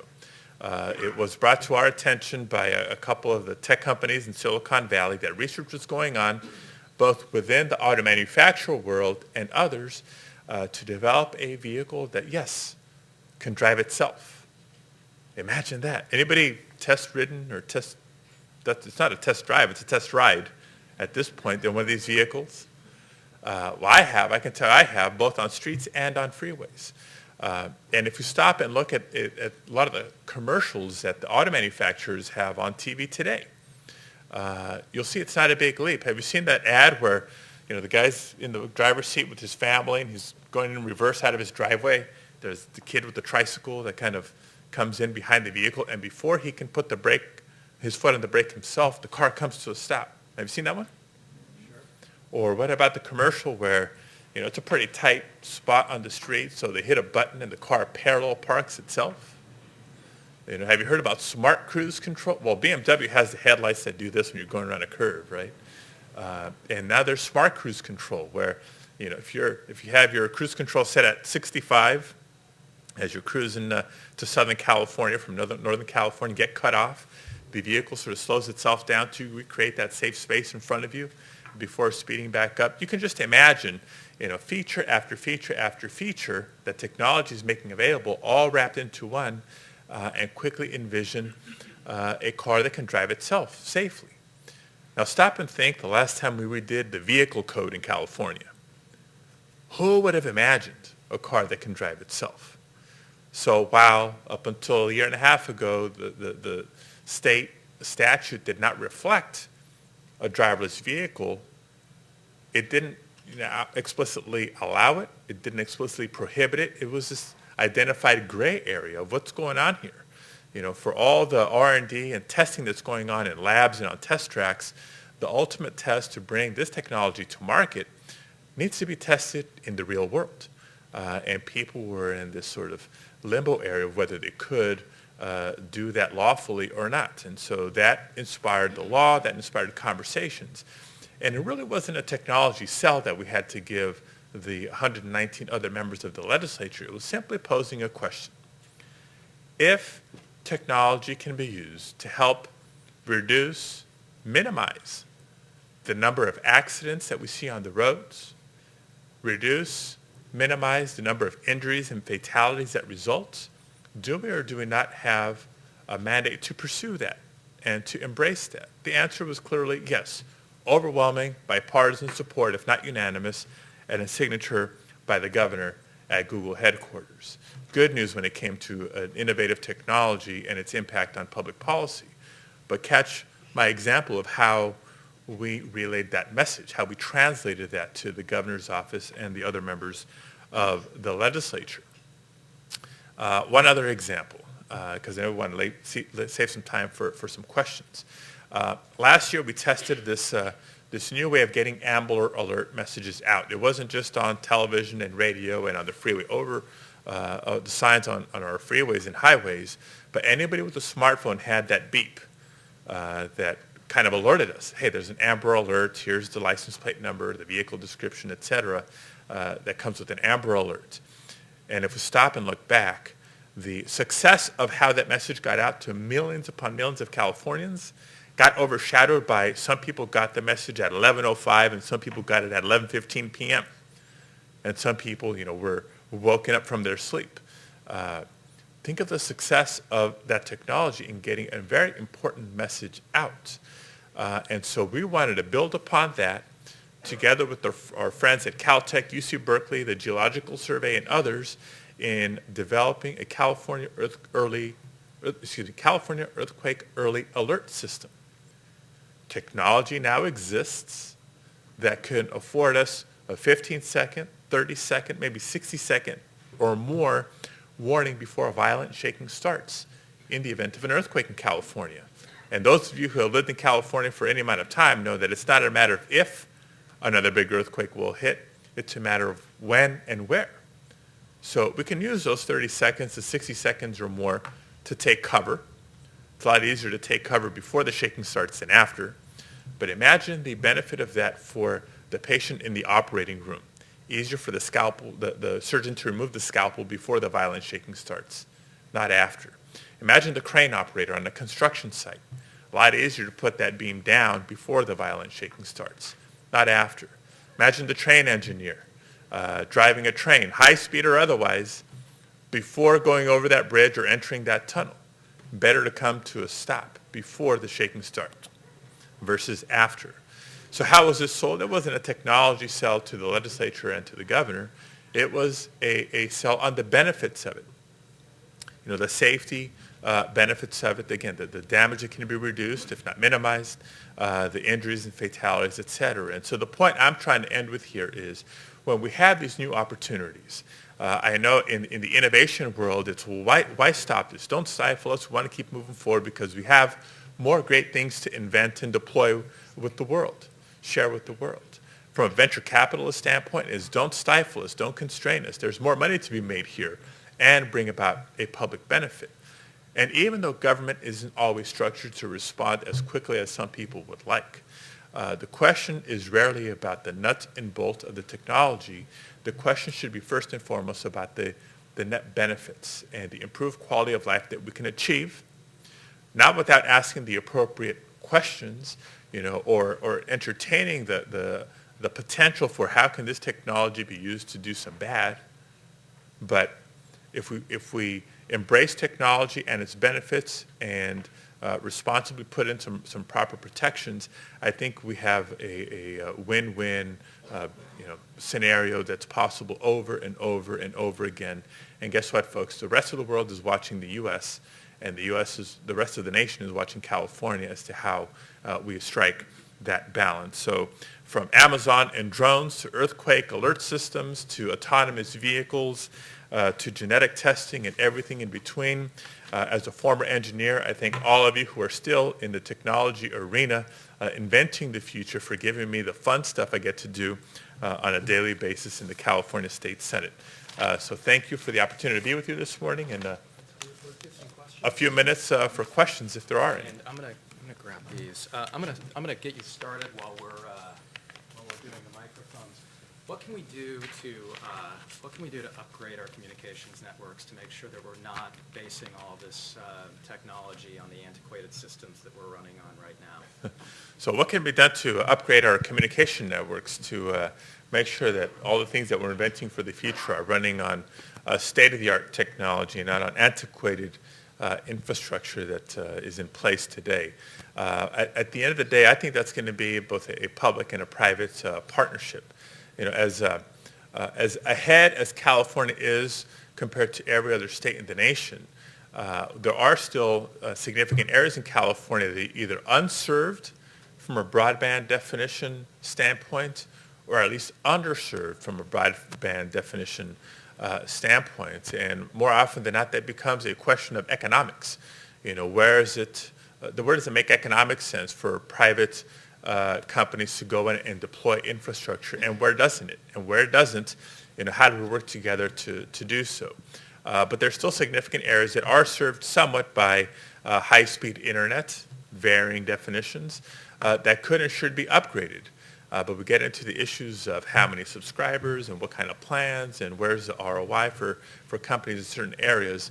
I first and foremost believe in writing private sector investment as much as possible before putting a lot of public money, either in terms of grants or loans, in to catch the other areas up. But where we need to, we should be able to. So that's one step.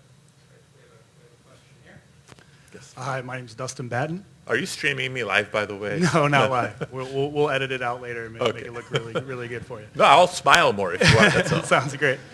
Another question kind of along the same lines. Where do you see the mobile growth? What do we need to do to keep moving that forward and really pushing that into the future, making that the cornerstone of technology in the future? Yeah, so the question is specifically mobile growth and what we envision there. I think that's going to continue to be the big area of growth. Most of us don't sit at a desk, tied to a wired desktop computer anymore. With the advent of tablets and many more features on our smartphone. They're not just cell phones anymore. I think we're increasingly becoming mobile, and if you look at the business models for a lot of the digital companies, it's all looking at the growth opportunities in the mobile sector. And as far as our mobile devices have come in the last decade, the biggest constraint as to where they can go has come down to energy, whether it's the battery that's inside, the size of it, the battery life, The processing speeds are going higher and higher, but I think our tablets and phones could perform even better if it wasn't for the heat impacts of the energy part of the equation of our mobile devices. So I think as battery technology improves, as heat management of our devices continues to improve, then that'll facilitate, I think, a lot of the applications and features that are raring to go already, let alone on the horizon in the mobile space. Good morning. I'm Kevin O'Connor with Appalicious. Thanks for coming. I'm wondering what you, and this might be a better question, Mr. Ramos, what your plans are for allowing the private sector to introduce technology to government level quicker and better as opposed to the standard process of RFPs. Technology seems to move a little faster than government, and we'd like to, move fast. So yeah. Let me know. There's behind every cloud there's a silver lining. That's the old adage. I think that's one of the opportunities we're going to hope to seize with this whole healthcare website experience in the last couple of months. The legislature's been out of session since September 13th of this year. So when we reconvene in January, that's a topic that we're entertaining having hearings on. And the president on primetime television has brought that to light.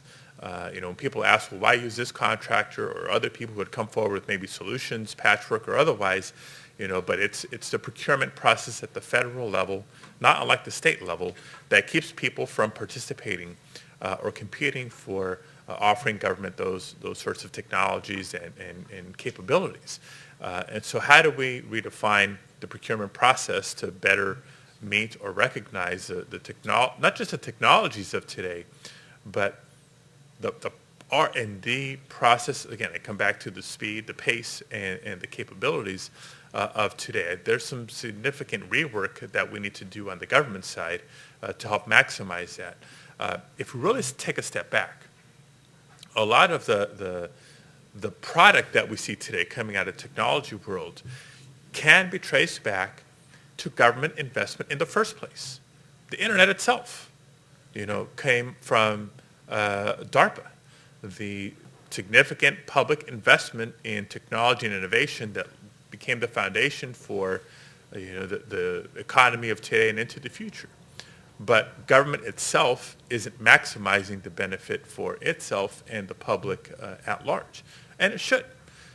One small counterexample that, not a counterexample, I said analogous example that we've spent some time here in California in recent years is on the energy side. Significant amount of California taxpayer dollar and ratepayer dollar investment in different energy programs, R&D included. Yet, California as a state government isn't reaping the benefits of the foundation it laid on energy innovation and deployment of new technologies. So we have a lot of work to do, not just in the digital space, but in other sectors as well. Hi. And any suggestions you have on that front are more than welcome. I'm Carolyn Hogg, CIO for the City of Fresno. What's your suggestion on how we can work better together with cross-agency collaboration for like dig once policies, so when Caltrans is in the street or other government agencies, the cities can take benefit of that and lay the conduit in? Any suggestions? The simple answer is just we've got to be talking to each other more. Right? And nobody would disagree with that. But I think, again, we look to technology as a solution, because if talking to each other more often means having to convene physically in Sacramento or somewhere on a periodic basis, that's not the most efficient way to do it. And in many ways is sort of an obstacle for that collaboration. If calling each other and leaving voicemails or emailing each other and relying on that response is the way to do it a little bit better, but still far from ideal. So looking for that app to present itself, not just for us to maybe FaceTime with each other in large numbers, but literally how do we merge all the data that we're trying to merge that in and of itself becomes the schedules that allow us to, somebody will have the data merge and the algorithm to tell us. We don't have to number crunch. It'll tell us how best to maybe coordinate the trench digging in our streets at the local level, or scale that challenge up more broadly. We have one more question for Alex, And there you go. Senator, Sir? good to see you. Among other hats, I am a contributing author for Techwire magazine, former member of the legislature, sit on a number of technology boards. And I'm listening to the topics talked about today as well as yours, and I'm very familiar with your district, as you well know, and the people you represent. And what I'm hearing in this room, and to a degree in your speech, and I want to give you a chance to address this, is I'm hearing people talking about the technology side, and the government side. But I'm not really hearing anybody talk about the users. And there's a number of people out there, as you alluded to in your speech, who are very disconnected. They're disconnected economically, they're disconnected technologically, and they're disconnected educationally. They don't have the educational skills to access all of the different things that we're talking about. To use Bruce Kane from UC Berkeley's notion of the post-materialist, they're pre-materialists. They're worried about whether the car's going to start and where the next meal's coming from. They're not worried on keeping up with the latest trends in technology and finding out which app is going to let them communicate best with which level of government. How do we, all of us who love technology, how do we reach those people? And I know that's like the million-dollar question for all of us in government, but how do we get those people active in the conversation and active users, so it's not just technology people talking to people who already know how to engage in government and just giving them a new tool to engage in a different way or an easier way? There's I don't think any single silver bullet that's going to answer that. I think some of it is going to happen organically, and others will have to be a concerted effort either on behalf of government or the nonprofit sector or others. We start with education. In Los Angeles Unified School District, the biggest controversy there's been in the last couple of months is the nature of their iPad rollout in elementary schools. It might not have been perfect, but I'm glad that's the conversation we're having. The iPad rollout in elementary schools, as opposed to not trying to keep up with the changing world that we live in. Some of it's another example of how it's going to happen organically. Yes, look, my father was a cook in a kitchen for nearly 40 years, and my mother cleaned houses. So the nature of whether it's domestic work, whether it's in the service sector, whether it's in manufacturing process or elsewhere, technology is creeping in because business is trying to constantly do things more effectively, more efficiently. And the workforce in some ways is going to struggle to keep up. In some ways, employers are going to figure out how to keep their workforce keeping up because it's a bottom line, it's a matter of a bottom line impact. For any app developer in Silicon Valley, you only make money when people are using it. So if it's something that is accessible to folks, that is understandable to folks, and relevant to folks, it's going to succeed. If you're developing something that people don't have access to or care for, it's not going to make money. So some of it, again, is going to happen organically, but we can't assume that just because the economic forces or the educational forces are at play that everybody's going to maximize it. Just reminds us that we need to constantly ask the question that you're asking ourselves, whether it's the education or public awareness efforts that we need to always couple with our outreach strategies. That's going to continue to always be the case, I think. All right. Well, thank you all very much.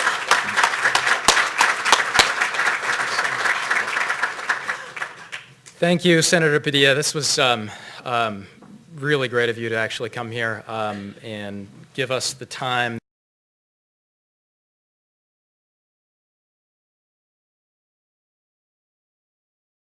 And we're very lucky to have you. So we have one more fireside chat before we're going to take a little coffee break.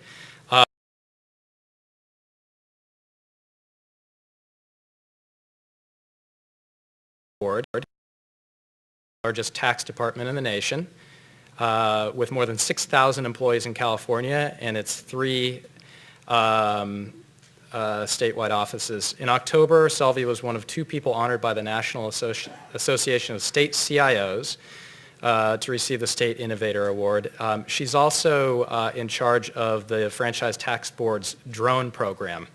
So I can't wait to hear what Selvi's going to do with drones, but it's going to be pretty impressive. Selvi will be joined on stage by Christina Gagnier. As a reminder, Christina wears two hats. She is one of the state's leading IT and internet attorneys, and she's also the founder and CEO of a company called Trail. So let's welcome Selvi and Christina Gagnier to the stage.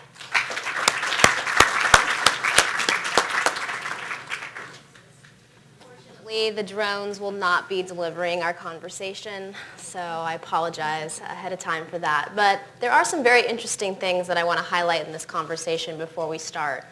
So you don't maybe think innovation when you think the Franchise Tax Board. Many of us, our interaction as citizens is, I have to write a check once a year that I'm not maybe the happiest about writing.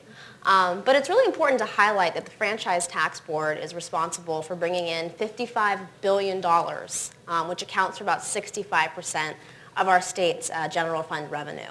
And so innovation is paramount to making this happen. And Selvi has been the leader in making sure that that technology innovation happens at the Franchise Tax Board. So thank you for joining me today. Thank you. So it'd be great to learn a little bit about what's been happening at the Franchise Tax Board. Now, as a large state agency that you are, your technology innovation projects have, kind of been moving at the speed of light. What is it like to manage such a large IT infrastructure? Can you just talk a little bit about, that management process, but also what you're doing? Thank you, Christina. And once again, it's great to be here today. So Franchise Tax Board, as you heard, is a large organization. We have close to 6,000 employees, 11 officers, one in Houston, one in New York, and also one in Chicago. We process over 17 million tax returns, a million business tax returns, and about 16 million personal income tax returns. We process over 12 million payments. We have over 15 million hits on our website. So we are a large organization.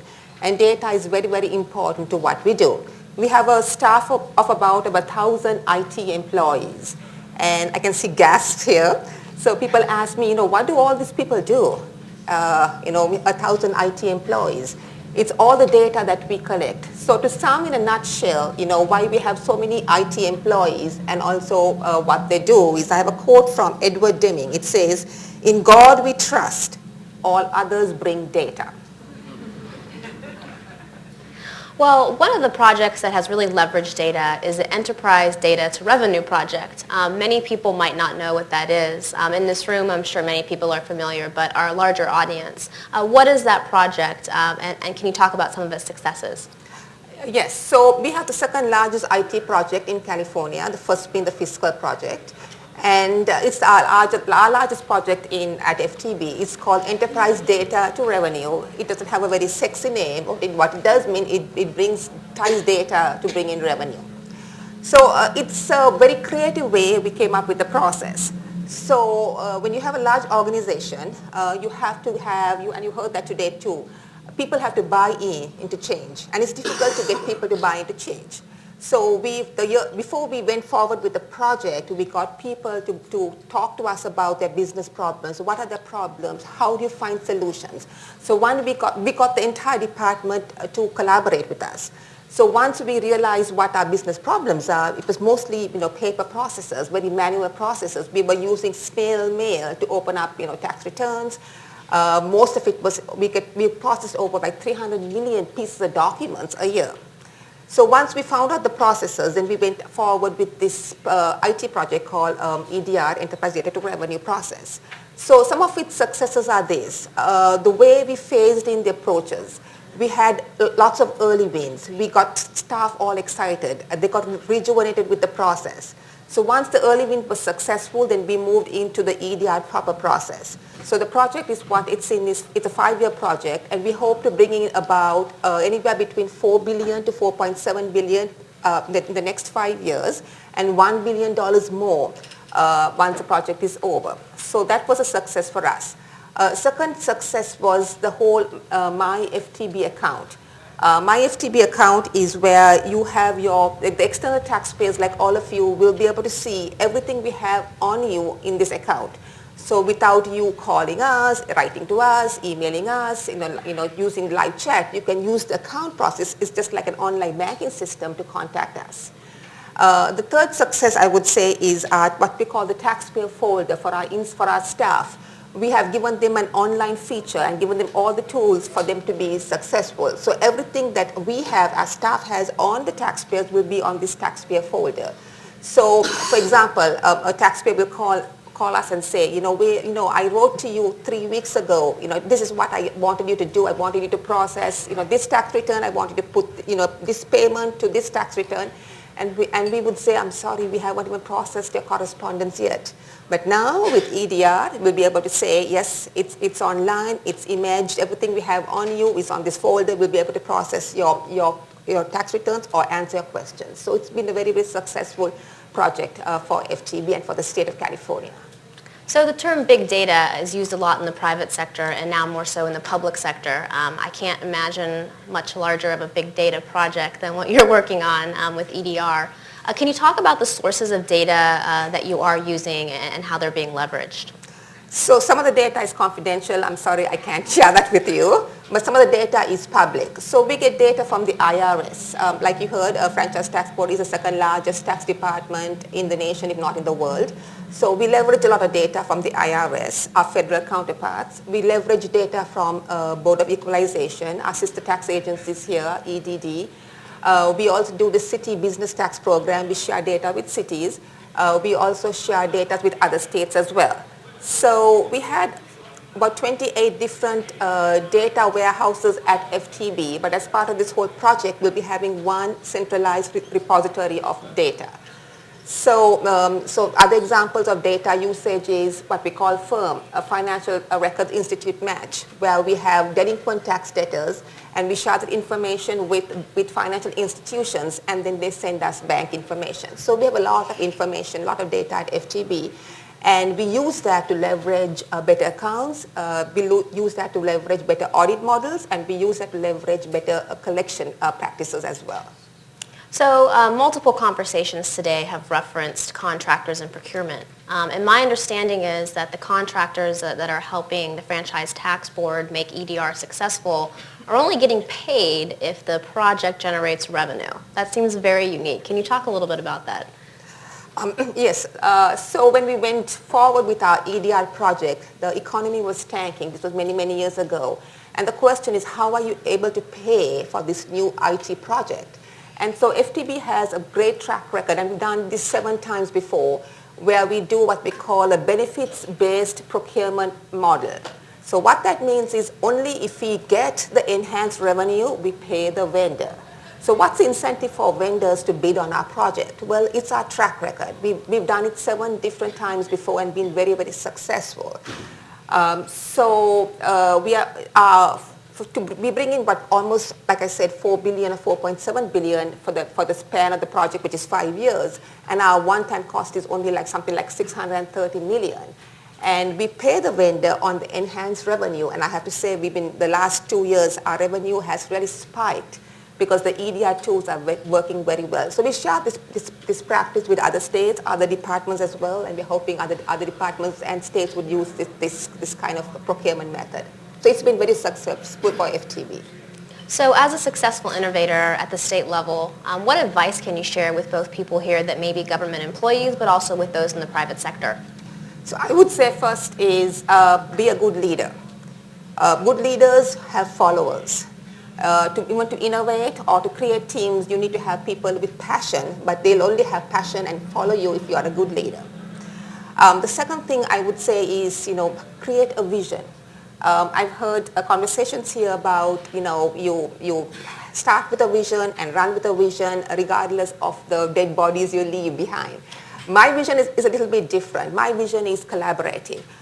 We got all the FTB employees together when we went forward with this EDR vision. But once you create the vision, then you need to be committed to the vision.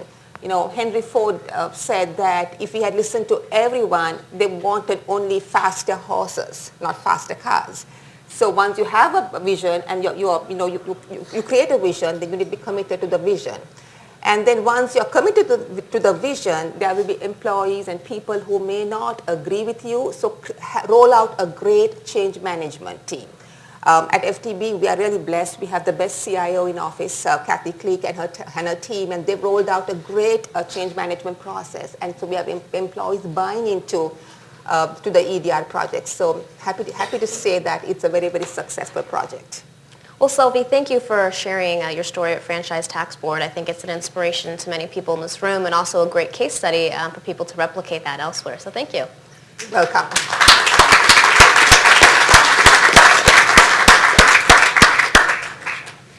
Okay, everybody, we've reached a point where we're going to take a little coffee break. It's limited to 10 minutes. There are bathrooms out in the hall. There's a coffee shop upstairs. There's coffee across the street. But please come back in about 9 minutes and 59 seconds. Thanks.